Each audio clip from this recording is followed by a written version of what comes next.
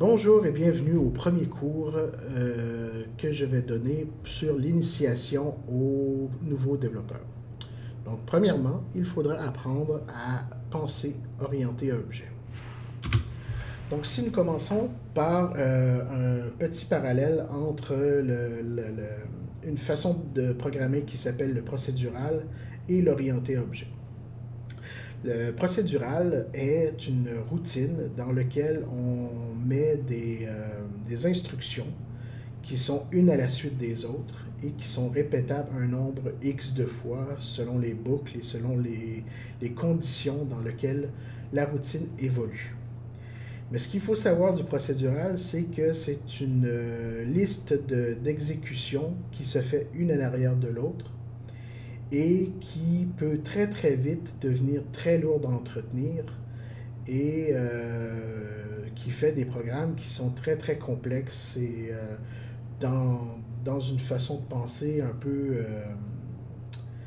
peu lourde. Donc, est venu par la suite pour faciliter un peu la compréhension des programmes qu'on écrit ou qu'on édite, la façon de penser orientée à objet qui est beaucoup plus naturelle à ce qu'on vit tous les jours. Par exemple, dans l'orienté à objet, nous avons un programme principal qui est le main, qui est ici, et dans lequel nous avons à traiter, par exemple, des animaux ou une liste d'animaux. Donc, dans l'orienté à objet, on va avoir un objet qui va s'appeler animal. Ensuite, on va avoir aussi des objets qui vont s'appeler des chiens, des chats et des lapins, et tous les autres animaux, les poissons et tout ça. Donc, ce qu'il faut comprendre, c'est que dans l'objet animal, on va retrouver toutes les propriétés ou toutes les fonctions ou méthodes qui se rapportent à tous les animaux en même temps. Donc, c'est très important lorsqu'on arrive au niveau de la classe animale. Il faut que tout ce qui est à l'intérieur d'ici fonctionne autant pour un chien, pour un chat, pour un lapin, pour un poisson, pour tout le règne animal. Et si on va par exemple dans l'objet chien, l'objet chien va comporter toutes les propriétés qui sont propres au chien. Bien entendu, il va y avoir des propriétés entre le chien et l'animal qui sont identiques, puisque le chien est un animal. C'est pour ça qu'en orienté objet, je vais faire un petit parallèle ici très très court, parce qu'on y reviendra plus tard, mais le chien hérite de l'objet animal, ce qui fait en sorte que lorsqu'on fait l'objet chien, on a à mentionner que les propriétés et les méthodes du chien, puisqu'il hérite de animal qui, eux, ont les propriétés de tous les animaux et de tous les propriétés et les méthodes qui sont communes à tous les animaux. Donc, on va y revenir plus tard. C'est pas grave si ce que je dis présentement, c'est du chinois. C'est juste une petite initiation à ce qui s'en vient. Parlons de notre application qu'on va développer aujourd'hui. Donc, l'application qu'on va développer aujourd'hui, j'ai pris quelque chose de très très simple. Donc, ce sera une lampe, par exemple. Donc, dans une lampe, on retrouve une ampoule, un interrupteur, et dans le cas du programme qu'on va faire, il va y avoir quelques autres petites classes que je mentionnerai, mais qu'on ne s'attardera pas sur leur composition. Parce que c'est des classes qui sont propres au développement sous Visual Studio et tout ça, sur les composantes visuelles et sur le système qui est en arrière. Mais ça, on y reviendra plus tard. Pour apprendre l'orienté objet, on va se concentrer que sur l'ampoule et l'interrupteur.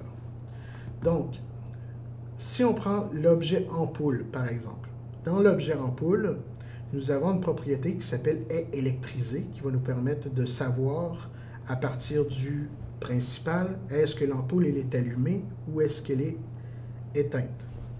On va avoir aussi une propriété qui s'appelle est brûlée, qui va nous apprendre l'information, qui va nous donner l'information si l'ampoule est brûlée ou si elle ne l'est pas. Par exemple, si elle a été utilisée 200 fois, peut-être qu'elle est maintenant brûlée. Donc, on reviendra là-dessus un peu plus tard. Ensuite, il va y avoir une méthode qui va s'appeler électriser. Donc, électriser parce qu'une ampoule n'a pas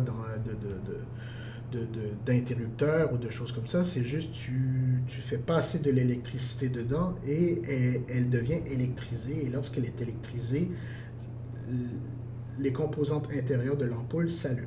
Donc, maintenant, on va prendre l'interrupteur, qui est une autre classe. L'interrupteur va avoir une propriété est ouvert et une méthode appuyée. Donc, la méthode appuyée, comme vous imaginez, c'est appuyer sur le bouton de l'interrupteur. Donc, dans le cas qui nous occupe, l'interrupteur, c'est un bouton qu'on appuie, allumer, on réappuie et éteindre. On appuie, allumer, on réappuie, éteindre. Donc, on va faire un petit programme qui va simuler, en fait, ce comportement-là.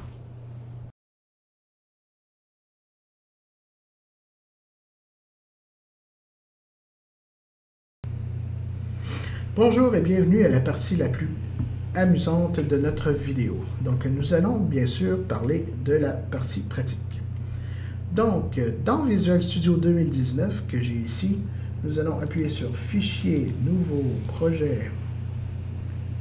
Nous allons créer une Windows application que nous allons appeler Exemple, Lampe et Ampoule.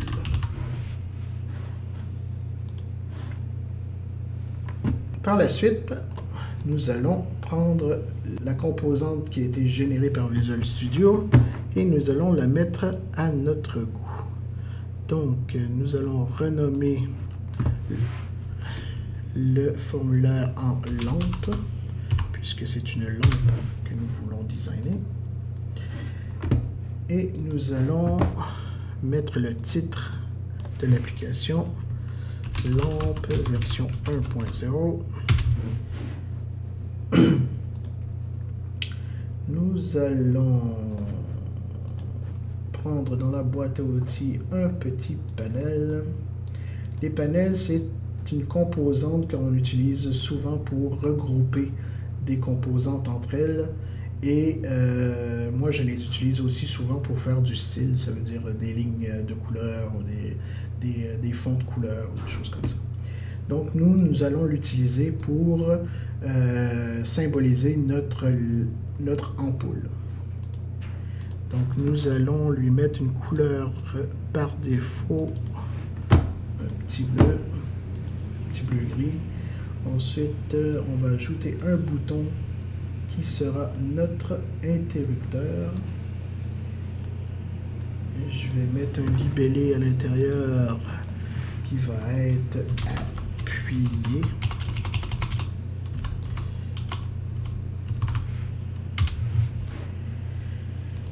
Et nous allons appeler ce beau petit beau monde par un nom, donc BTN interrupteur, et celle-ci on va l'appeler panel ampoule. Donc pourquoi j'ai mis PN, c'est que je veux dire que mon ampoule est un panel. Je veux garder le type dans le nom, comme ça me permet tout le long du code de savoir de quoi je parle. Dans le bouton, par exemple, j'ai utilisé BTN pour dire que c'est le bouton de l'interrupteur. Donc, nous allons fermer la fenêtre ici. Et nous allons tout ça un nom. Maintenant, si j'appuie sur démarrer, qu'est-ce que ça fait? On a une belle petite application qui fait rien du tout. Donc, nous allons fermer tout ça. On prépare l'événement au clic, mais avant tout ça, nous allons faire notre première classe, notre premier objet qu'on va appeler ampoule. Nous allons par la suite faire un deuxième objet que nous appellerons interrupteur. Donc, dans l'ampoule qu'on va mettre en public, publique, puisqu'on veut qu'elle soit accessible de l'extérieur. On reviendra sur les types publics, private, virtual plus tard, parce qu'on n'aura pas vraiment besoin d'extrapoler là-dessus actuellement. Donc, on va sauter ça pour pas alourdir le contenu. Donc, maintenant, nous avions dit dans notre schéma que l'ampoule avait une propriété booléenne. Donc, booléen veut dire que c'est un vrai ou faux. Donc, la valeur qui va être inclue à l'intérieur de cette variable sera soit un vrai, soit un faux. On ne peut pas mettre autre chose. Donc, je vais l'appeler MB électrisé. Ensuite, on va créer un autre private bool MB est brûlé. Et pour pouvoir travailler, parce que comme vous l'avez remarqué, moi j'ai mis des privates ici parce que ce sera les objets, les variables que je vais me servir à l'interne de l'ampoule pour changer les états de l'ampoule et tout ça. Par contre, si on veut que notre programme principal, la lampe, puisse avoir accès à ces informations-là, il nous faut par conséquent créer ce qu'on appelle des propriétés publiques. Donc, si j'écris public bool est électrisé,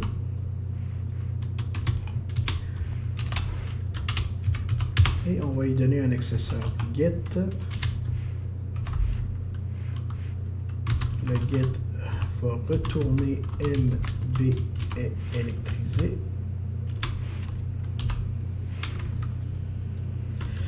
On va formater tout ça correctement pour qu'on puisse bien lire ce qu'on fait et surtout bien le comprendre.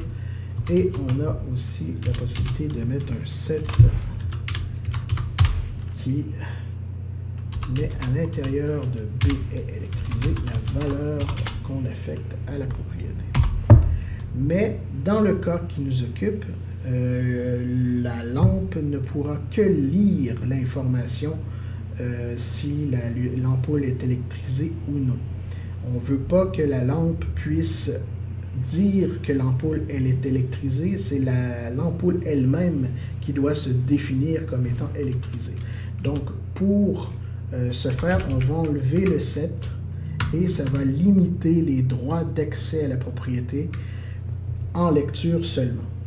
Comme ça, on est sûr que personne ne va venir réécrire la valeur qui est là et fausser l'exécution de notre programme.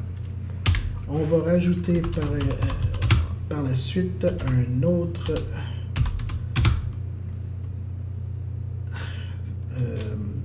propriété qui va s'appeler est brûlé. Sous le même principe, on va faire seulement un get qui veut dire obtenir en anglais. Donc si on veut obtenir la valeur de est brûlé, on va retourner M est brûlé. Voilà. Ensuite, dans notre ampoule, nous avons une méthode qui s'appelle électriser.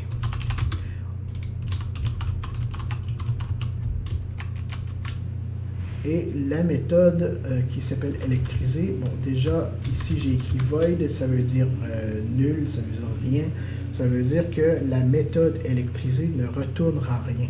Elle va simplement faire ce qu'on lui a demandé, mais il n'y aura aucun retour. Plus tard, dans un autre tuto, on ajoutera des types ici et on verra comment récupérer un type retourné par une méthode et vice-versa. Donc, dans notre méthode électrisée, je vais rajouter un paramètre qui s'appelle bool oui. Parce qu'on a deux possibilités à ce moment-là. C'est soit on fait deux méthodes, une qui s'appelle électriser, qui veut dire électriser l'ampoule.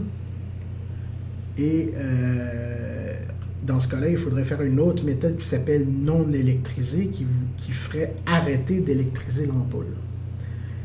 Mais dans ce cas-ci, je vais faire une seule méthode et je vais mettre un booléen vrai ou faux, donc électriser oui ou non, et qui va nous permettre de faire qu'une seule méthode au lieu d'en faire deux.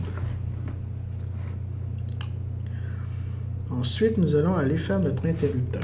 Dans notre interrupteur, que nous allons mettre public aussi, nous avons une propriété qu'on va mettre booléen aussi, qui s'appelle MB est ouvert. Et on va créer un accessoire public, une propriété publique qu'on va appeler est ouvert et qu'on va mettre seulement un get pour recevoir l'information qui est dans MB est ouvert. Jusque-là, c'est assez simple, mais en même temps, ça peut vous paraître peut-être beaucoup de chinois. Donc, je vous invite à réécouter le tuto pour voir, pour assimiler en fait l'information que je donne, parce qu'il y a beaucoup d'informations pour la première fois qu'une personne commence à développer.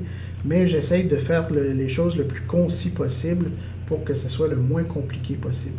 Et bien entendu, vous allez avoir à revoir peut-être plusieurs fois les mêmes notions pour bien comprendre, bien assimiler ce qui est fait ici. Ensuite, nous allons ajouter une méthode public void appuyer, parce qu'on parlait d'un bouton appuyer. Dans ce cas-ci, il n'y aura aucun paramètre et c'est comme ça. Bon, pour l'exécution de notre programme, parce que si on s'en va dans notre programme, il ne se passe toujours rien, parce qu'il n'y a pas le lien qui a été fait avec le principal et le code n'est pas terminé de toute façon. Donc, pour l'ampoule, pour que l'ampoule fonctionne, il lui faut le panel que j'ai mis ici, parce que lui, il ne le connaît pas. Donc, pour mettre le panel dans l'ampoule, il faut créer ce qu'on appelle un constructeur. Parce que l'ampoule comme telle, là actuellement, je n'ai pas mis de constructeur. C'est comme si le constructeur était sans paramètres. Ça veut dire qu'on peut créer une ampoule, créer un objet, une instance de l'ampoule, sans passer de valeur initiale. Donc, ça veut dire que l'ampoule est telle qu'elle, mais si je rajoute une variable à mettre, un paramètre à mettre dans le constructeur, ça va obliger les personnes à lui passer les valeurs nécessaires. Comme dans ce cas-ci, il nous faut absolument le panel pour que ça puisse fonctionner. Donc, je vais créer un constructeur qui s'appelle toujours public, le nom de ma classe, dans lequel je vais mettre un panel que je vais appeler ampoule.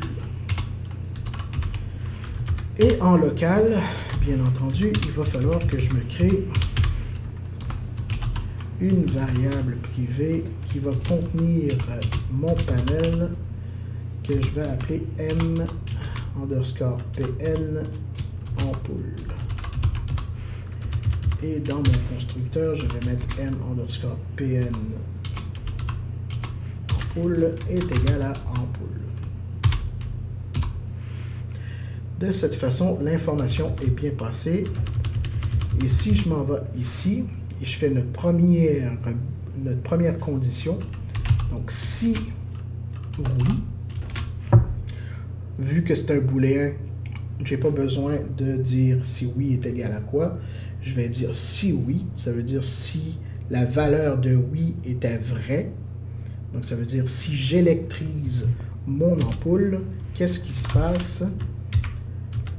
Bien, on va prendre le mPanel ampoule que nous allons lui affecter une couleur de fond qu'on va mettre du yellow pour jaune. Sinon, si c'est pas oui, si c'est faux, on va remettre l'ampoule à backcolor est égal à color.black. pour dire qu'elle est éteinte.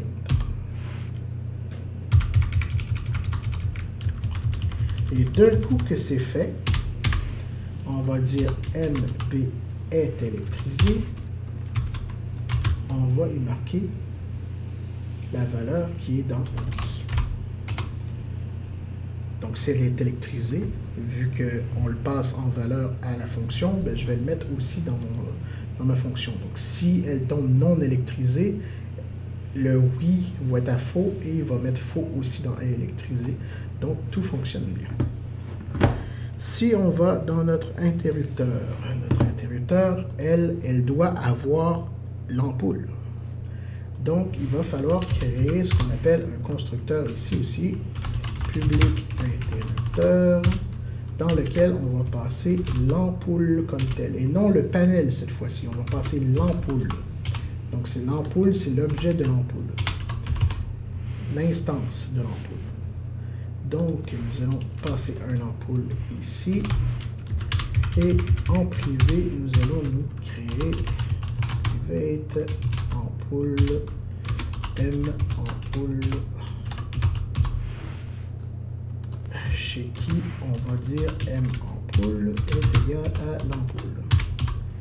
Ça fait un peu redondant comme dit comme ça, mais c'est très spécifique que l'ampoule que je récupère ici, je l'affecte, je la mets dans l'ampoule qui est ici, pour que si j'ai à l'utiliser, parce que à l'intérieur de la fonction ici, ça a un scope d'exécution. D'un coup que ça sort de cette exécution-là, l'ampoule qui est ici n'existe plus. Donc, pour la garder, la conserver, je l'ai mis dans une variable privée que je vais réutiliser plus tard. C'est aussi simple que ça. Donc, ensuite, dans Appuyer, je vais prendre l'ampoule et je vais l'électriser. Donc là, il faut mettre oui ou non. Et on sait que notre interrupteur est un interrupteur de type bouton, donc j'appuie une fois, elle est allumée, je réappuie, elle est éteinte, je réappuie, elle est allumée, je réappuie, elle est éteinte. Donc pour faire ça, on a notre variable ici qui est marquée est ouvert. Et on va la mettre par défaut à la valeur fausse. Donc l'interrupteur n'est pas ouvert en partant. Donc on va dire est électrisé, on va y dire pas la valeur qui est dans est ouvert.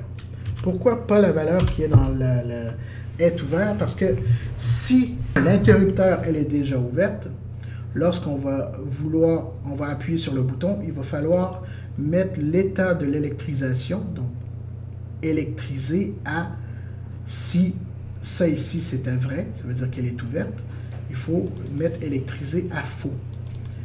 Donc pour ce faire, il faut faire l'inverse de ce qui est à l'intérieur de cette variable-là. Donc toujours l'inverse de ce qui est à l'intérieur de cette variable-là. D'une autre façon, je pourrais vous l'écrire d'une autre façon. Si MB est ouvert, donc si c'est vrai,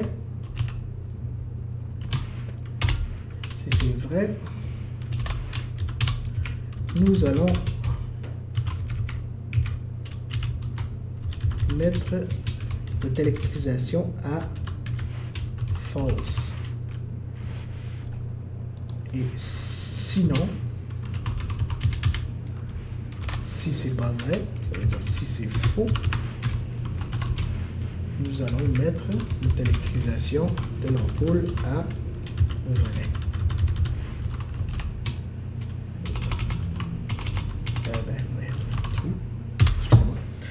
Donc,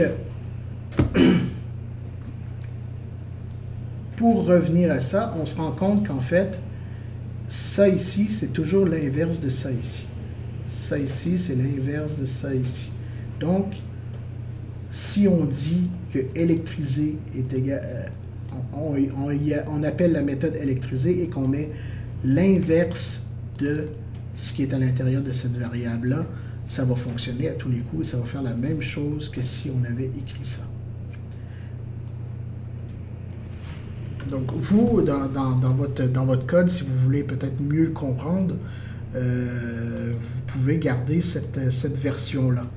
Donc, de cette façon-là, vous allez avoir explicitement qu'est-ce que ça fait et mieux comprendre. Sinon, si vous avez compris ce que je viens de dire, vous pouvez simplifier par la ligne qui est ici. Là, c'est sûr que tout au long de l'application, je vais faire plus souvent les versions longues et explicites du code et non les versions raccourcies. Donc, c'est pas nécessaire de mettre en commentaire dans la vidéo que vous connaissez des méthodes ou des façons de faire plus simple au point de vue du code. Je le sais et je sais aussi le faire. Je fais ça pour le côté ludique de la chose, pour qu'on comprenne bien ce qui est fait.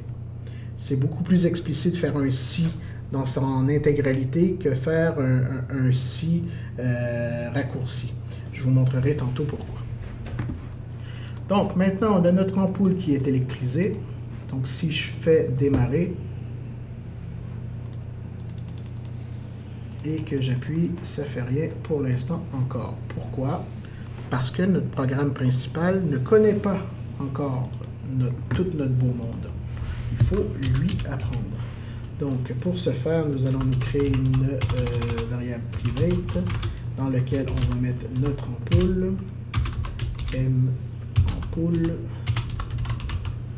Nous allons nous créer notre private dans lequel on va mettre notre interrupteur, m interrupteur. Et dans ça, on va mettre m ampoule est égal, dans le constructeur, on va mettre m ampoule est égal à new ampoule, dans lequel on doit passer notre panel, l'espèce de petite boîte bleue que j'ai mis dans l'interface. Donc j'y passe la petite boîte bleue pour lui dire c'est dans cette petite boîte bleue là qu'il va falloir que tu fasses ton électrisation, que tu allumes en fait. Donc on va créer un M interrupteur qui lui va prendre non pas le panel, mais lui il va prendre l'ampoule. Et voilà. Donc dans le bouton interrupteur, lorsqu'on clique dessus, je vais appeler l'interrupteur, je vais appeler plutôt la méthode appuyée de l'interrupteur pour appuyer sur le bouton de l'interrupteur. Donc maintenant, ça devrait fonctionner. Si je fais ça, et voilà, la lumière est allumée. Ah, elle ne s'éteint pas. Pourquoi elle ne s'éteint pas? Parce qu'on a oublié dans l'interrupteur, pas dans l'interrupteur, dans l'ampoule, on a oublié de changer, est électrisé.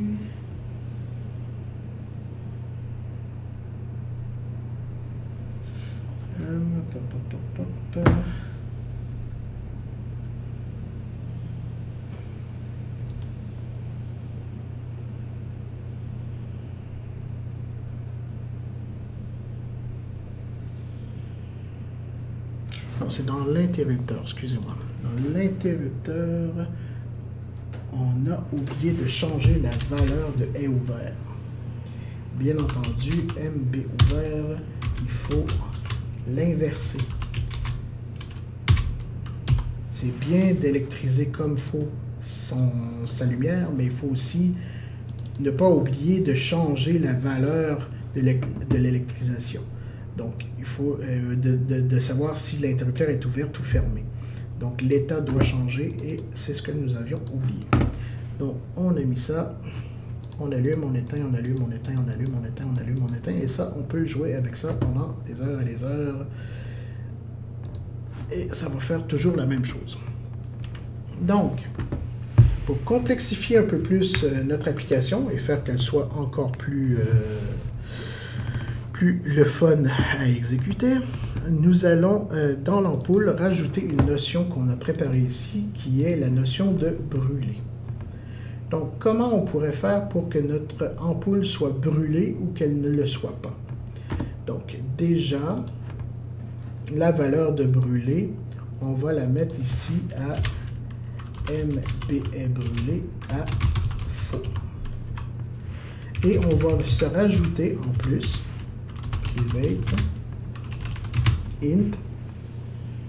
Cette fois-ci, un int, ça veut dire un entier, une valeur entière qui n'est pas fractionnable, il n'y a pas de virgule, c'est un chiffre entier.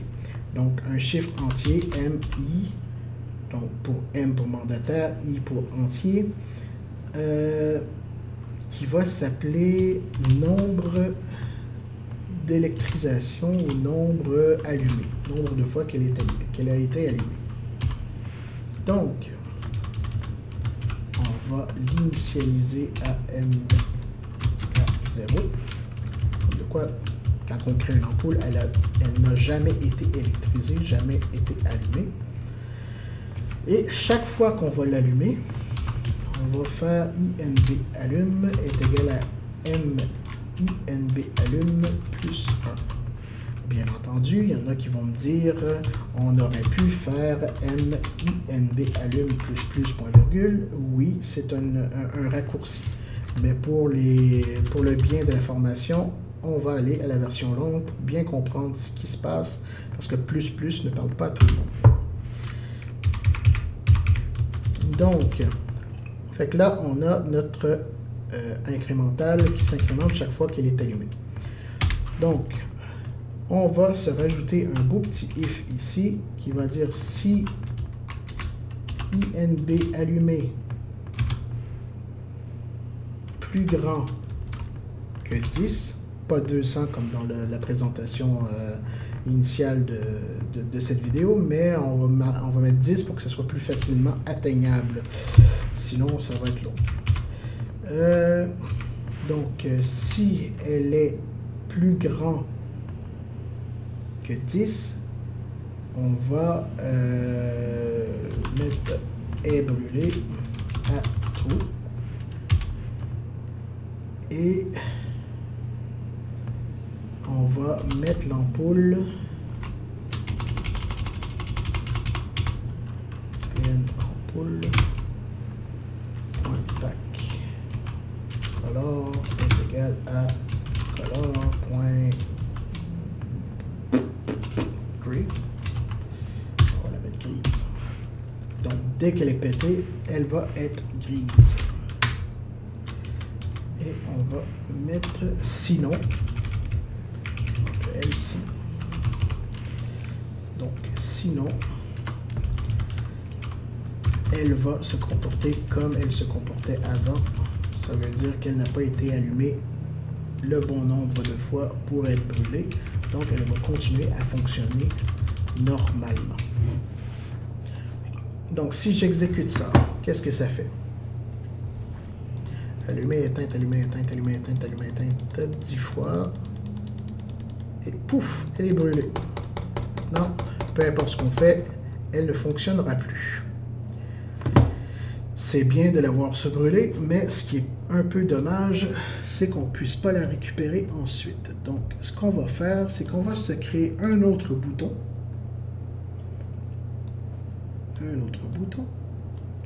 Qu'on va appeler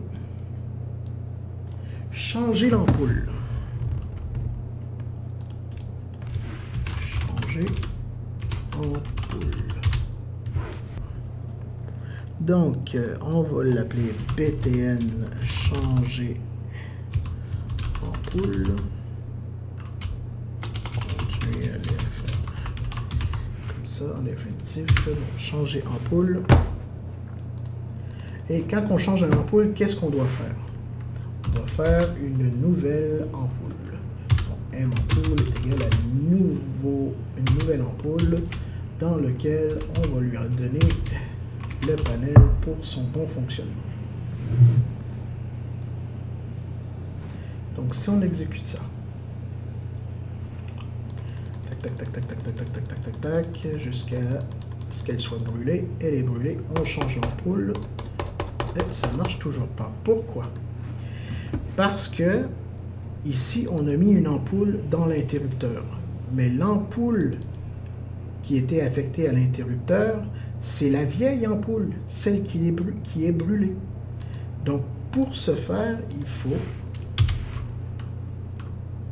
faire On pourrait faire un nouvel interrupteur et lui mettre la nouvelle ampoule, mais c'est pas ce qu'on veut faire.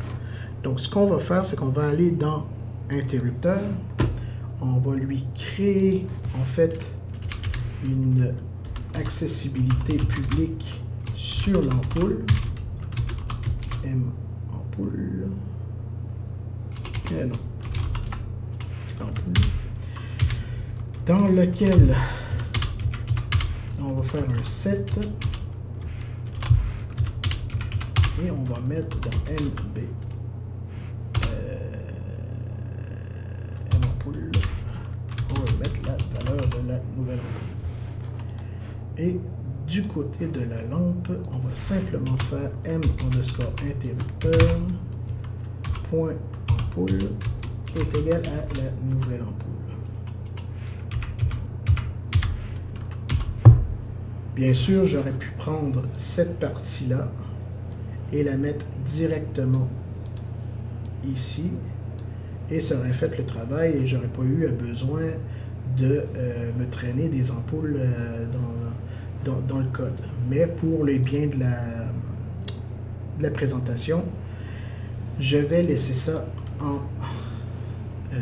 explicite pour qu'on puisse voir tous les objets. Donc, si on exécute ça, qu'est-ce que ça fait? Tac, tac, tac, tac, tac, tac, tac, tac, tac, tac, jusqu'à ce qu'elle soit brûlée. Et voilà, elle est brûlée. On change l'ampoule et on appuie sur l'interrupteur, elle s'allume.